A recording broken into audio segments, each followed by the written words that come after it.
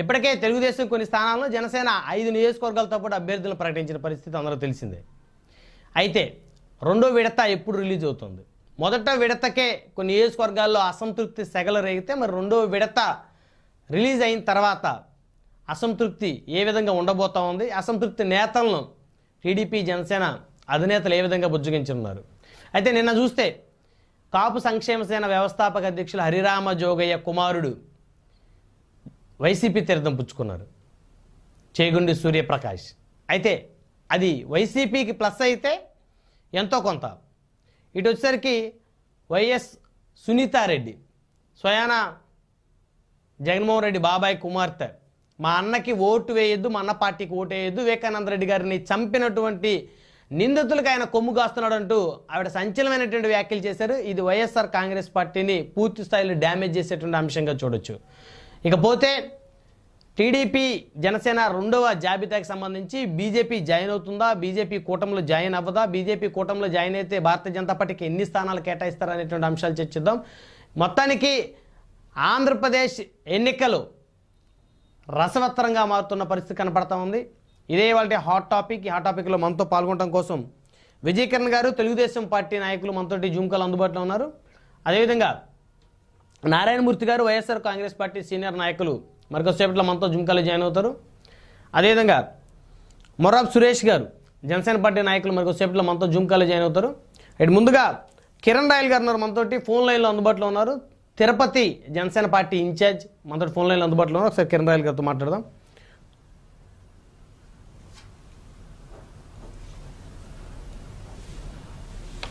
Right మర్రాబ్ Suresh గారితో మాట్లాడదాం, Janasena party senior నాయకులు, గజపతి నగర్ నియోజకవర్గం ఇన్ఛార్జ్. సురేష్ గారు, గుడ్ మార్నింగ్ అండి.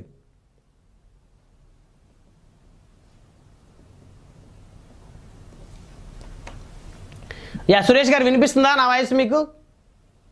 వినిపిస్తుందండి. మీట్లో ఉన్నారు, ఒకసారి అన్మ్యూట్ చేయండి మీరు. ఈ మొత్తానికి రెండో విడత జాబితా ఎప్పుడు రిలీజ్ చేసేటువంటి అవకాశం ఉంటుంది సురేష్ గారు? బీజేపీ జాయిన్ అయ్యే పరిస్థితి ఉంటుందా, ఉండదా? రెండో విడత జాబితా ఏదో అఫీషియల్ గా మొన్న 94 ఏదైతే రిలీజ్ చేశారో అలా ఏమి ఉండదండి. మిగతాదంతా ఎవరికాళ్ళకి చెప్పేసి తర్వాత ఎప్పుడో నిదానంగా ఇస్తారు. ఆల్రెడీ చెప్పేశారు ఆల్రెడీ. అది కూడా రెండో విడత కూడా పని చేస్తున్నారు. రెండో విడత జాబితా అట్టాసం ఏమి ఉండదండి ఇంకా. ఎందుకంటే కొద్దిగా ఎక్కడెక్కడ సమస్యలు ఉన్నాయో ఆ సమస్యలన్నీ ఉండేవి, అవన్నీ క్లియర్ చేసుకుని ఒక్కొక్కరు పని చేసుకొని చెప్తున్నారు. అక్కడ ఏంటంటే కొన్ని ఆశావాహులు ఎక్కువ ఉండటం, అలాంటి చిన్న చిన్న సమస్యలు ఉంటాయి ఎవరికైనా ఉండి అవన్నీ క్లియర్ చేసుకొని వాళ్ళు రెడీ చేసుకుంటున్నారు. అది ఆల్రెడీ వర్క్ చేసుకుంటున్నారు అది ఎప్పటి నుంచి అప్పటికి. కాకపోతే బొజ్జగింపుల కార్యక్రమం జరుగుతుంది. అందుకో అది ఈవేళ రేపు 5వ తారీఖుల్లో అన్ని క్లియర్ అయిపోతాయండి. ఏమి ఉండవండి. బ్రహ్మనాయుడు గారు 5వ తారీఖుల్లో క్లియర్ అయిపోతాయండి. సో 5వ తారీఖుల్లా రెండో లిస్టు వస్తుంది అనుకోవచ్చా జనసేన సంబంధించి? వచ్చేస్తుంది. ఇంకా టైం లేదు కదండి, ఇంకా నెల రోజులే ఉంటుంది. ఇంకా 5వ తారీఖు లిస్ట్ ఇచ్చిన తర్వాత నెల రోజులు ఉంటుంది. నెల 35 రోజులు ఉంటుందండి, అంతేనండి. ఎన్నికల నోటిఫికేషన్ వచ్చేసి అన్ని చేసేస్తారు. దాని గురించి సమస్య లేదు. ఇంకోటి ఏదో క్వశ్చన్ అడిగారు, చెప్పండి ఒకసారి.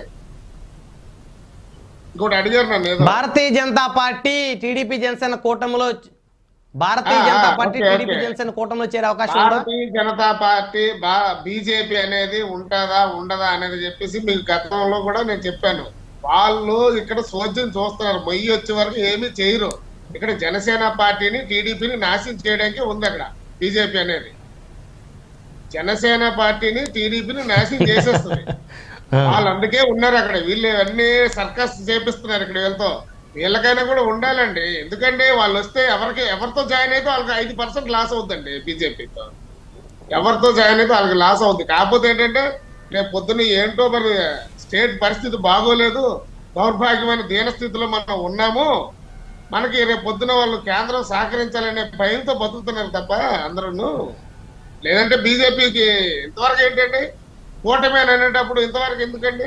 ఆల్రెడీ 100 ప్రకటనలు జరిగిపోయి ఇంకెప్పుడు వస్తారండి వాళ్ళు? ఏదో చేస్తున్నారు, భయపడుతున్నారు అందరూ. ఏమండి, జగన్మోహన్ రెడ్డి భయపడతాడు, చంద్రబాబు నాయుడు భయపడతాడు, పవన్ కళ్యాణ్ గారు ఏంటంటే మనకి కేంద్ర సపోర్ట్ కావాలి, ఆంధ్రప్రదేశ్ పరిస్థితి ఏం బాగోలేదని చెప్పేసి ఈయనేమో వాళ్ళు మనతో ఉండాలని ఈయన కోరుకుంటాడు. ఇవన్నీ ఏం జరుగుతున్నాయో తెలియదండి. లాస్ట్ కి ఏంటంటే మొత్తం అందరూ పుట్టి మునిగిపోవడానికి సిద్ధపడిపోతున్నారు అందరూ. చూస్తున్నారు కదా స్టేట్ లో ఎక్కడ పడితే అక్కడ ఏది పడితే అది జరుగుతుంది. ఎలా జరుగుతుందో ఏం తెలియట్లేదు. సూర్యప్రకాష్ గారు నేను వెళ్ళిపోయారు. మా అన్నకు ఓటేయొద్దంటూ వైఎస్ సునీతారెడ్డి చేసిన వ్యాఖ్యలు ఎలా చూడాలి సార్? ఇప్పుడు నేను మాట్లాడింది బీజేపీ, జనసేన, టీడీపీ ఒకటండి.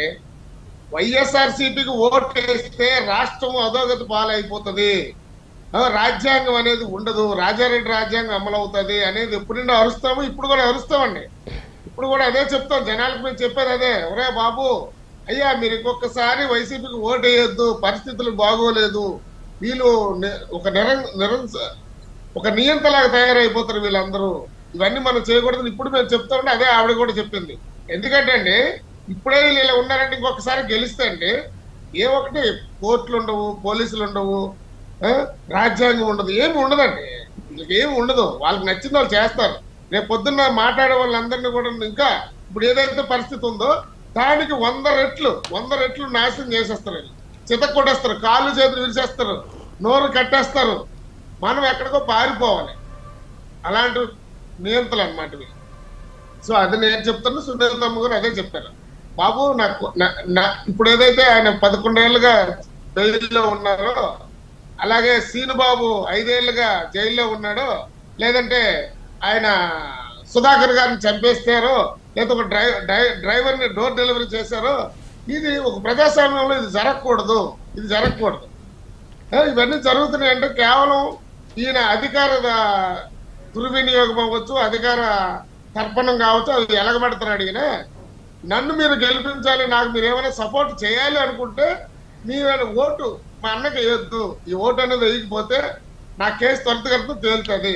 మళ్ళీ మా అన్న సీఎం అయితే ఇంకా అక్కడ ఎవడో అధికారంలోకి వస్తే మళ్ళీ ఇలాగే ఉంటాయి కేసులు, ఏమీ లేదు అనే ఒక భావనలో ఆవిడ బాధ చెప్పుకుంది. మా అన్నను సీఎం చేస్తూ మళ్ళీ నాకు బతికింతే అని చెప్తుంది ఆవిడ. ఎందుకంటే వాస్తవాలండి అవన్నీ. ఎవరు ఏం చేసినప్పటికీ కూడా అది వాస్తవాలే. ఎందుకంటే గౌరవం లేదు. ఇక్కడ ఏంటి వ్యవస్థలు ఏంటి, వ్యవహారాలు ఏంటి అనేది ఏం లేదు. డబ్బులు ఉన్నాయి, డబ్బులు పనిచేద్దాం, ఓట్లు వేయించుకుందాం. డబ్బున్నాడు. పార్టీలు కూడా అలాగే తయారై 100 కోట్లు ఎవరు తెస్తాడా, 1000 కోట్లు ఎవరు తెస్తాడా, ఆడికే టికెట్ ఇద్దామని చెప్పేసి అందరూ తయారైపోయి ఈ వ్యవస్థల్ని నాశనం చేసేసి నువ్వు మాట్లాడుతున్నది ఏంటి, నువ్వు చేస్తున్నది ఏంటి అంటే ప్రతి రాజకీయ నాయకుడు కూడా నువ్వు పార్టీలు పెట్టిన తర్వాత వ్యవహారాలు నువ్వేమో చేసేసి మాట్లాడేదేమో ఏదో అంటారు చూడండి, చెప్పేది శ్రీరామ నిధులు దూరేది గుడిసెట్టు, చేసేది గుడిసెట్టు పనులు అని చెప్పేసి అధవేశాలు, వ్యవహారాలు ఇవన్నీ కాదండి. ఎప్పుడైతే ప్రజలు పార్టీలకు కాకుండా పని చేసేవాడు మనిషి ఎవడు మంచోడో, ఎవడు ఏదైతే చేస్తాడో పార్టీల పక్కకి వెళ్ళిపోకూడదని జనాలు నేను చూస్తుంటే కడుపు రగిలిపోతుంది. మన కోసం ఎవడు పోరాటం చేస్తాడో, మన కోసం ఎవడు పని చేస్తాడో వాడికి ఓటు వేయాలని చెప్పేసి ప్రజలు ఎప్పుడు కూడా డిసైడ్ అవుతారు. అప్పుడు వరకు వ్యవస్థలు మారవండి. లేదంటే రియల్ ఎస్టేట్లు, లేదంటే ఎవడాడు ఎన్ఆర్ఐలు, అంటే ఎన్ఆర్ఐ రూపాయి విలువ తగ్గిపోయింది కదండి. రూపాయి విలువ తగ్గిపోయింది కాబట్టి డాలర్లు పట్టుకుని వచ్చిన డాలర్లు తీసుకుని వాడు వచ్చినాడు, వాడు లేదా ఇక్కడ రియల్ ఎస్టేట్ చేసినాడు, లేదంటే ఓ దొంగ డకాయిట్ గాడి వీళ్ళే ఉంటారు అసెంబ్లీలో తప్ప ప్రజల కోసం పోరాడేవాడు. అంటే ఇప్పుడు డబ్బు ఉంటేనే ఎమ్మెల్యే అండి. 100-200 కోట్ల డబ్బు ఉంటే ఎవరు డబ్బు తెచ్చిరేపంటారు?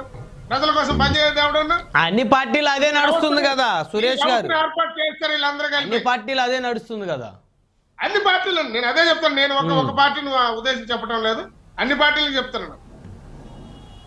ఈ వ్యవస్థ మారకపోతే, ప్రజలు మారకపోతే ప్రజాస్వామ్యము ఆల్రెడీ చచ్చిపోయింది, ఇంకా రేపు పొద్దున్న చచ్చిపోబోతుంది.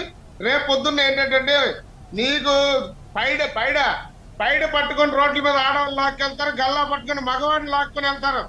ఈ వ్యవస్థ అంతా దరిద్రంగా తయారైంది.